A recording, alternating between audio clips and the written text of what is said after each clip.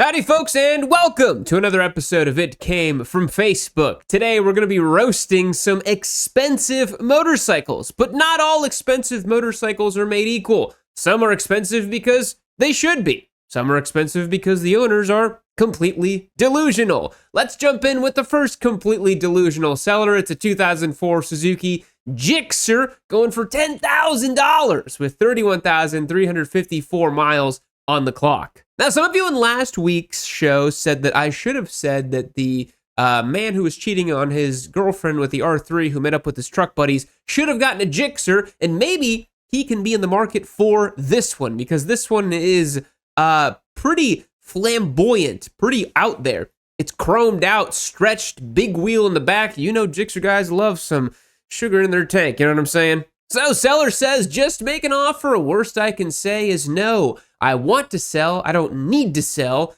It's a difference. Well, correct grammar would be there is a difference, not it's a difference. Regardless, willing to trade for a Benz or a BMW. Ah, yes, let's take one basket case and just swap it for another basket case. He's like, look, man, I got taste. I'm going to get a Benz or a BMW. Okay, big guy. With your chromed out whip tassel GSX-R. Yes, your 04 chromed out GSX-R. Gonna get 10 grand for that bad boy. Yep. We'll negotiate in person, will not be lowball, not hurting for money. Guys, boys, this guy's loaded. This guy has so much money that no one can even comprehend how he's coming from a place of abundance. He has his 04 GSX-R parked in what appears to be an apartment lot car part, but he's balling out of control, baby. Look at this bike. Custom sound speakers installed, fiberglass speakers, custom windshield with name. Whose name? Your name? The bike's name? Your boyfriend's name? Just kidding. Your girlfriend's name? Your they-them name? Who knows? Custom wheel lights, all things chrome, 300 fat tire kit, dual chain axle, chrome, Bluetooth music. It's like a mid-2000s ad. Chrome, Bluetooth music. Newly custom built top header and all new parts. What do you mean like the top of the motor was custom built? Normally you don't say custom built top header. What the hell is a custom built top header? Regardless, bike will need to be tuned, so it's not even running right. Clear title in hand, cash only. If you ain't talking money, I don't want to talk, baby. That's what this guy sounds like. Right, so we have a very confused GSX-R here. I think all GSX-Rs are a little confused, right? A little bi-curious. I'm sorry, it's too easy with the GSX-Rs. So it's a stretched kind of like mid-2000s, classified with the lights, kind of sexy, kind of a cool vibe here, right? Oh, so demonic with the eyes of the motorcycle down here. I want to be seduced by this GSX-R. Wow, look at the sound system on the undertail of this. Who would do this? Who would put a sound system in the tail of their bike? Well, you know what? He needs the vibrations for his gooch, right? That's what this thing is. This is absurd. 10 grand for this abomination is ridiculously overpriced. I do like his attitude, though. He's like, if you ain't talking money, I don't want to talk. I'm big balling out of here, out of control with my GSX-R. Don't even come at me. This is the GSX-R guy that I see in my mind's eye that is prototypical of our motorcycling community, has been a staple in our motorcycling world for at least 20 years now. And this one is just incredibly emblematic of all these things. The undertail speakers was a first for me. I have never seen that before. And credit where credit's due. That is quite the mod. Moving on. All right, you knew we had to include it. A 2020 Yamaha YZF-R6, $13,495 for 15,588 miles. 6-year-old Japanese 600. Used, abused, different plastics, no graphics, stickers on it. 13.5. Are you out of your mind? Located in Austin, asked me for details, clean title, no issues. Let's take a look. So we have different plastics or the graphics removed or something like that. What appears to be, I'm trying to see if we have a better photo. This looks like an Insta360 stick back here. And now, you know, we've talked a lot about how it's like, oh, guys, look out for leaking forks, rusted chain. Those are signs of abuse on the motorcycle. I think going forward in 2026, if you see a motorcycle listing where they still have the 360 stick still attached to the motorcycle, you know that that seller was up to no good.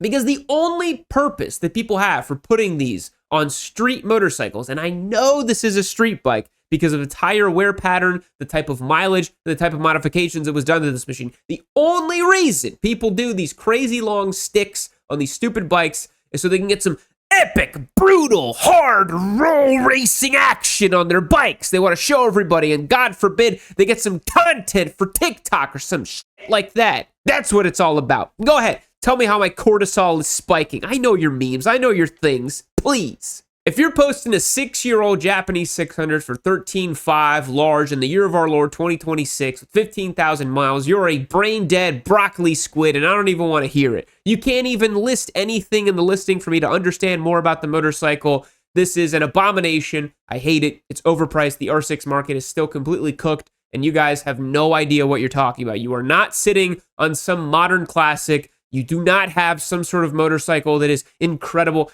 You know, R6 guys and Corvette guys, the Venn diagram is just one frickin' circle, I swear to God. It's people that they own a mass market vehicle that was produced by the thousands and thousands, tens of thousands of these things. And they think that they're rare. They think that they're amazing. They think that theirs is so special. It's not. It's a frickin' R6. It's not even that special of a motorcycle. R6 people drive me insane. No notes. Moving on. Hate it. Let's keep going. Now, this one I thought was pretty cool, honestly. It's heinously overpriced, but kind of cool. Let's take a look. 2024 Honda XR650L, $7,000 for 300 miles. Now, let's take a baseline here. XR650L is one of those motorcycles that is still sitting on dealership floors because Honda doesn't want to update the fueling emission systems and all that stuff to be compliant. So basically, it's just been grandfathered in. And as long as Honda doesn't change anything on the motorcycle, they can keep selling it like this. Now, I want you to understand, this is a bike that was, I believe, launched new in like the late 80s. I think 88 or 89 is when this motorcycle is from, and it has not changed since then. And you can still buy them brand new. So this would be like if you could go into a Ford dealership and buy a 1989 Ford Mustang exactly the way they made it back then, but brand new. That's what the XR650L is. It's a really weird phenomenon that only exists in motorcycling, that we still have these like really old dinosaur motorcycles that just endure. And the XR650L is kind of a mousetrap of a bike, a solved problem. Let's take a look at what the seller says. I have a basically brand new 2024 XR650L. Don't ride it as much as I thought, so I decided to put it up for sale. Bike literally has just been broken in, has 220 miles on it. I really honestly haven't even ridden it hard at all, just cruised it around to break in the bike properly. Not a scratch on it. Has a few goodies I added like rear cargo rack and a few other things like fork guards and other miscellaneous small improvements. I'm willing to trade for a pre-smog car/truck or an off-road pre-runner truck. I don't have any cash to add on top of the deal, so don't ask. Haha. Asking $7,000. To buy this bike new, all said and done, would cost around $10K out the door, so pretty firm on $7,000. Like I said, bike is brand new, registered, pink in hand, ready to go. If you have any questions, feel free to contact me. So here's the issue. I do understand where this seller is coming from. He's saying, hey, look, this is a bike that if you buy brand new, it's going to be 10 grand. I'm discounting it for $7,000. But it only makes sense if the XR hadn't been produced in the same way for damn near 40 years, right? If you want an XR650L, there's very little reason to buy one brand spanking new. They've made a ton of them, and they're readily available on the used market. You just have to look a little bit. And if the price out the door is 10 grand for one, I guarantee you can find a used XR650L for 5 or 4. And so perhaps this presents a decent value proposition in that if you are the very niche buyer that wants an XR650L and wants a really nice one, a brand new one, I mean, here you go. You can go live like some 80s dual sport dreams with this thing. Let's take a closer look at it. I mean, it's brand spanking new. It's really weird. Like looking at these bikes, you almost feel like you're in a time capsule. You know, you're like, wow, that thing is as it was brand new in the 80s. It is so weird. And the XR is really a proper dual sport, proper dirt bike type of thing. It's not, don't let the 650 thing fool you. It's not a Tenere 700. It's not like a KLR 650. It's more akin to like a DRZ 400 and a DRZ 650, to those types of motorcycles. It's a real deal, like fun off-roader. It's a bit heavy, a bit of a pig, so it's better suited for like long distance adventure style riding. But when the going gets rough, you can take this thing down some pretty crazy stuff. So honestly, this has been my favorite one so far. Actually pretty decent. Moving on. Boys, I'm coming to you real time here in the streets of Austin, Texas on my Aprilia Tuono V4 factory. This is our newest giveaway motorcycle. Make sure you head over to the website, get your best chance to win, lock and load it, become a member, and you will gain automatic entries to win this fantastic motorcycle. If you want to cruise around and make sweet V4 sounds like this, then you can go and join as a member. Click that link below and let's get back to the show, baby. All right, Yamaha people. I mean, my opinion of Yamaha people has been falling the longer I do this series. The R3 people are crazy, R6 people are crazy, and now R1 people are also crazy. We have a 2006 R1, $8,500 with 10,100 miles. This is a 20-year-old superbike, and this is, in my opinion, one of the correct vintages. Now, this is right before they did the crossplane. So this generation does have a traditional inline 4, but this is about as raw as it gets. This is mid-2000s analog leader bike. So you get all the power, none of the electronics, none of the controls, no ABS, no TC, no ride modes, nothing. Jump on this thing, pin the throttle, and hold on for dear life. Seller says clean 2006 R1 50th anniversary, Pirelli Rosso 4 tires. Nice that he has new tires on it. Olin steering stabilizer, Sato racing rear sets, GYTR exhaust, registered through April, spark plugs, oil and filter, run strong, clean title. I do not need low ball cash offers. Bank check will do. We are working with a consummate professional, boys. I think this guy means business. So 50th anniversary, yellow R1. It's tough to say that it's like massively overpriced, right? Like we're in the ballpark, I think. I've just seen so many clapped out, crappy mid-2000s leader bikes that in my mind, they're all worth between $3,000 and $4,000. So in theory, right, this motorcycle, because it is really well kept, really nice, this is a good example of a mid-2000s R1. And really, if you're in market for these, you can't really find them this nice. All of them have been kind of abused to death. So, you know, the ones that do come up and are really nice like this, they're a peach, they're a gem. I think they're really cool and still available, but is it worth $8,500? We're in the ballpark, I think. I think this thing realistically, 65, 7, you know, we're close. We're not talking completely out of the, you know, ballpark of what this bike should cost. I think these sorts of motorcycles find themselves in a predicament because the people who have the money to go and drop on something like this typically aren't looking for Yamahas and mid-2000s Japanese bikes. They're usually looking for Ducatis or other oddball things or things that are a little bit further up the price bracket. You know, like people who love old school super bikes, you know, some of them obviously love Yamahas and Hondas and stuff like that, but, you know, it's a bit hard to justify for the guy or gal who just wants like a mid-2000s piss missile. This is just like way too nice and way too well kept and almost like a museum piece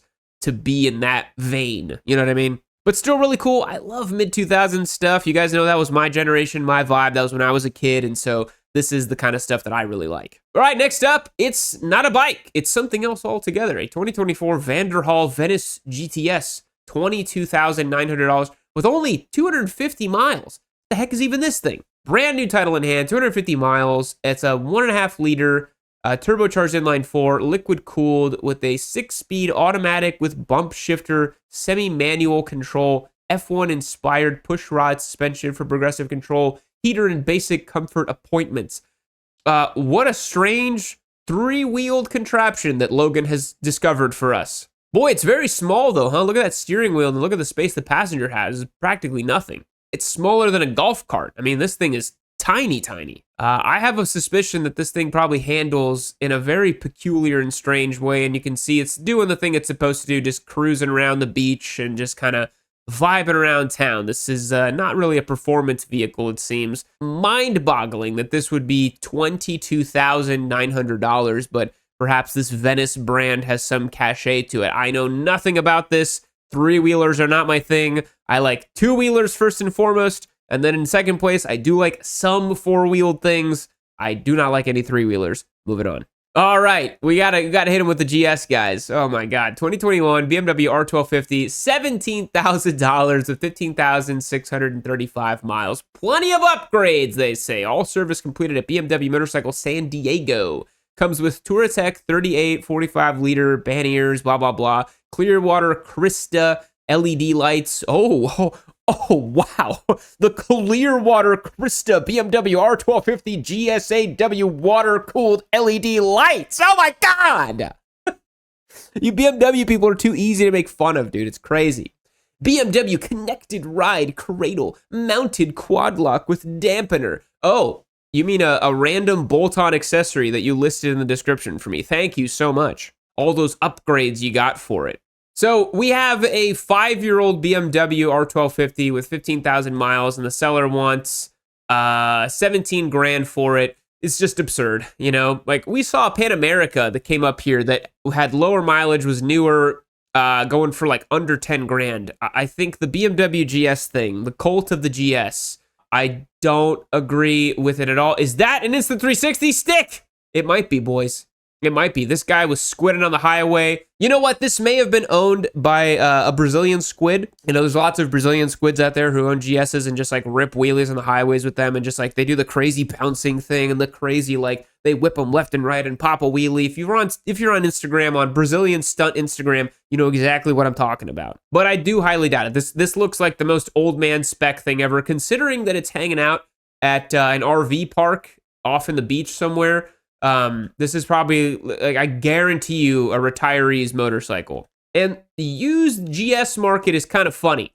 I feel like, oh, it's the triple black edition. I kind of feel like GS guys, they just go and buy a brand new GS. That's what they always do. They just get a brand new GS, they use it for one trip, and then they sell it. It's kind of hard to sell a lightly used kind of old GS. Either you have an old GS that's cool, like an air-cooled one, or you're all the way on the other end of the spectrum and you're buying a brand spanking new one. These that are kind of like in the middle now, I don't think they do much for anybody. And I'm sure this motorcycle brand spanking new was somewhere to the tune of $25,000, $30,000 or whatever, and maybe 17 grand's a decent value for it, but I think it's just a little hard to justify. But I'm so glad that he has the Clearwater Krista BMW R1250 GSAW water-cooled LED lights installed on it. Oh boy, next up we have a 2020 Harley-Davidson Livewire, $11,500 with 1,000 miles on it. Oh my God. Wow. So somebody bought this. It's 6-year-old stock and it has 1,000 miles on it. They want to sell it for $11,500, which is probably close to what it cost. Oh man. So the Livewire thing is super funny to me. I remember back in 2022, we saw a press release where Harley was basically saying, wait till 2026, we're going to have so much demand for Harley-Davidson Livewires, you won't even know it. They were quoting tens of thousands of units sold per year. And I'm like, oh yeah? How's that going for you? I remember calling it back then. I said, there's no chance you're going to sell tens of thousands of units of these. There's no world in which that's going to happen. And I was proved correct. And now somebody bought this and probably rode it for a little bit. And they said, man, this is not for me. This is quite the unique experience that you maybe want to try once or twice, piddle around, have some fun. But this is not a machine you're going to put serious mileage on it, and as is proven through this.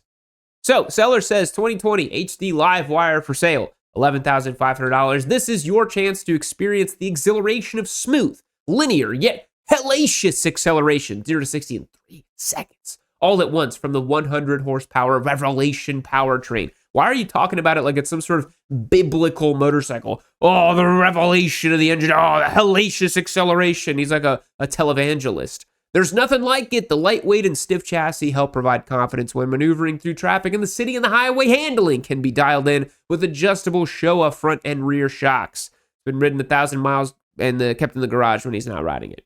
Says, I would love to ride it and keep it, but I just don't ride it enough. It needs to be with someone that will ride it. Serious inquiries only. 11.5. Somebody didn't tell this fella that EVs depreciate faster than anything else on the road, and two-wheeled EVs have to be the worst decision you could ever make. I just hope to God this guy got some serious tax credits or something like that, because these bikes are absolutely not worth 11.5. I'm sure with all the tech and the features and the fancy and blah, blah, blah, but like no real motorcyclist that I've met is particularly interested in electric motorcycles. It just feels like such a silly thing that we're supposed to like or supposed to be interested in, and I just cannot bring myself to care about EVs. And it's why I have mentioned, I think I made one final video about electric motorcycles, and I said I'm never talking about this ever again. And I have never talked about it ever again up until now that it popped up on Facebook. But we absolutely do not care about electric motorcycles here on Yami Noob. So moving on. Last but not least, king of the castle, a 1980 Honda CBX, $26,000. That's a lot of coin. 3,877 miles on it, so barely ridden. And this one's kind of interesting, boys. If you know anything about me, I have been saying for a very long time that the CBX is a dream bike of mine. It is a bike that I would like to own one day, but it really feels like fourth or fifth bike in the stable type of things. And I've waited for the right one to come along for a very long time. It's not something I'm rushing myself with. It's not something I'm concerning myself with. I'm going to wait until the right bike appears. It's what I did with my newest bike that I just bought that I'm going to show you guys here in a couple of weeks. But when the right bike comes along, it all comes together. So let's see what this fella says. For sale is a beautiful and extremely rare 1980 Honda CBX 1050, showing only 3,877 original miles. This iconic six-cylinder motorcycle is a true collector's piece and is becoming increasingly difficult to find in this condition. Very true.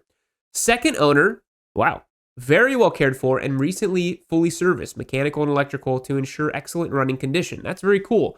So, what makes the CBX so special? This is a six-cylinder motorcycle from the late 70s, early 80s that Honda made. These have one of the most sonorous engines in all of motorcycling. They literally sound like an old school F1 car. An inline six that's this small that revs to nearly 10 or 11,000 RPM. It's just glorious. It sounds amazing. And that really is the only reason you buy this thing, because in reality, it's a bit heavy, it's a bit of a pig, the brakes don't work that well, it's an old school 70s style motorcycle, so don't expect anything amazing out of it. But the engine really is the reason you buy these motorcycles. Honestly, to this gentleman who posted this for 26 grand on Marketplace, this is an auction bike. This is a collector's bike. If it truly is with this kind of provenance with only two owners, low mileage, this well kept and serviceable and rideable, I'm seeing a couple, the cases look a little old here. Maybe it's not completely showroom spec or anything. And maybe he tried to auction it, was just having trouble with it. It is a bit odd, though. This garage looks like it doesn't have a whole lot in it, but he just randomly has this CBX. And the brake rotors look a little worse for wear here. But this is a really, really amazing motorcycle. Is it 26 grand with only a couple of photos of it? That's a whole lot of coin for a motorcycle like this. I think you'd really have to take your time and think about it. This is not a purchase I would make lightly, let's say. And I'd have to look at the recent comps for these bikes, because as he said, they are getting harder to find. And if it is this low mileage, and if it does run correctly, then that's pretty sweet. So I will point out, one of the reasons I still have not pulled the trigger on one of these bikes, they have 6 carburetors. And I'm just not about that life. I'm not going to lie. That's just not me. I don't care how good it sounds. I just don't think I have it in me to own something with 6 carburetors. I think I'm just going to become very frustrated and very sad owning it. So CBX, very overpriced or very fairly priced, depending on how you look at it. Boys, thanks so much for checking out today's video. I truly do appreciate it. I love doing these marketplace updates. We'll catch you guys in the next one. See you later.